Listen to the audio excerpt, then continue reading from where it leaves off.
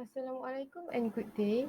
Today, we are from Group 2 are going to present Fingerprinting is older than you think. So firstly, I will introduce my group members that are Nur Zakira binti Kamaruddin, A179502, Aisha binti Zainuddin, A179640, me myself, Afika Alia binti Ahmad Jafri, and last but not least, Cik Fatin Natasha binti Cik Razali, A188569. Before we go deeper into our main points, we need to know the definition of fingerprint. So what is fingerprint? Fingerprint is a mark left from a human finger on any surfaces that we touch. There is a mark due to uneven surface of fingertips that appears in uneven ridges. These ridges are also frictional, helping us to hold onto things. Fingerprint formation starts in early stage of development, even in the womb of mothers. So we are now moving on to the history of fingerprinting. History of fingerprinting goes back even to ancient Babylon and China. There have been reports by historians claiming that Babylonians record their business transactions by pressing their fingers into wet clay. The Chinese, on the other hand, used them to conduct business and identify their children by using ink on paper. Even the English themselves have used them to sign business documents 100 years later, 1858 to be exact. Fingerprinting refers to the use of fingerprints as unique identifiers, from the purpose of signing legal documents to identifying individuals. Henry Fox, a Scottish doctor, started the modern study and classification of fingerprints in the 19th century as he discovered fingerprints on ancient clay pieces in Japan. The use of fingerprinting as a way of identifying criminals surfaced in the late 19th and early 20th centuries by matching latent prints from crime scene with suspects. Cross-checking between prints and records had to be done manually back then when computers aren't as widely used as today. So I will continue with a fingerprint technique. This method are using in forensic science for fingerprinting. So there are few different methods for developing that latent fingerprint into something that one can see. So the first one is dusting or powder. The second one is cyanoacrylate, or we call the super glue method. Chemical developers and iodine fuming. Proper use this method often frequently result in the capture of many chemicals. Now let's move on to the Thomas Jennings case.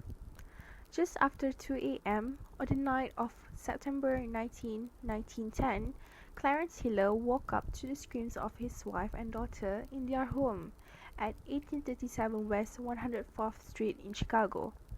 After a spate of robberies, residents of the South Side neighborhood were already on edge.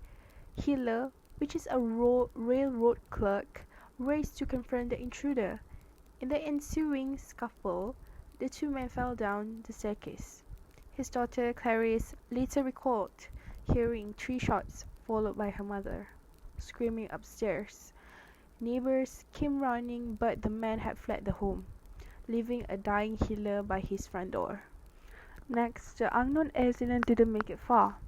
Thomas Jennings, an African American man who had been paroled 6 weeks earlier, was stopped a half-mile away, wearing a torn and bloody coat and carrying a revolver.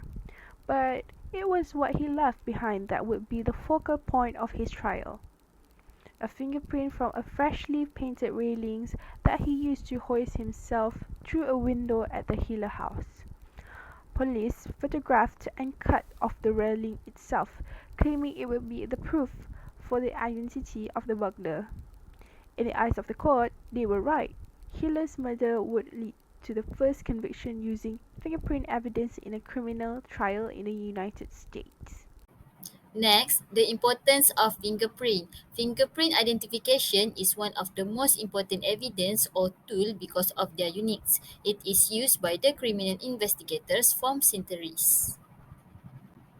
There are lots of important of fingerprints in forensics or criminal investigation. Scientists have found that fingerprints are very important in the mechanism of touch. So, why it is important? First, fingerprints help investigators link one crime scene to another involving the same person. Second, fingerprint identification also helps investigators track a criminal records, their previous arrests and convictions to aid in synthesizing probation, parole, and pardoning decisions. Third, fingerprint also used to track a criminal's record so that their history of crime or proceeding can be found easily. Fourth, fingerprints offer a reliable means of personal identification.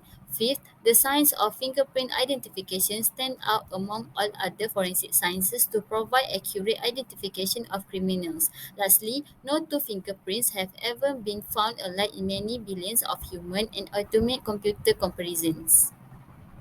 The conclusion, fingerprinting is one form of biometrics, a science which uses people's physical or biological characteristics to identify them. No two people have the same fingerprints, not even identical twins. The summary that we can get from these topics are the units of fingerprints combined with the ease which they are left on the surface when touch makes them an invaluable aid to those seeking to solve crimes. Second, fingerprints are relatively easy to find at crime scenes and latent prints may be visualized using a logical sequence of tests, some chemical and some physical. Third, the chemical tests include oxidation and reduction reactions, called redox reaction and acid-base reactions. Fourth, the physical methods for visualizing talent's fingerprints include the fluorescence of contaminants induced by illumination with high-intensity light or lasers and the application of powders that adhere to grease or dirt present on the print. In general, fingerprint used in identification is very reliable, although every attempt must be made to remove or minimize errors. Scan, that's all from us. Thank you.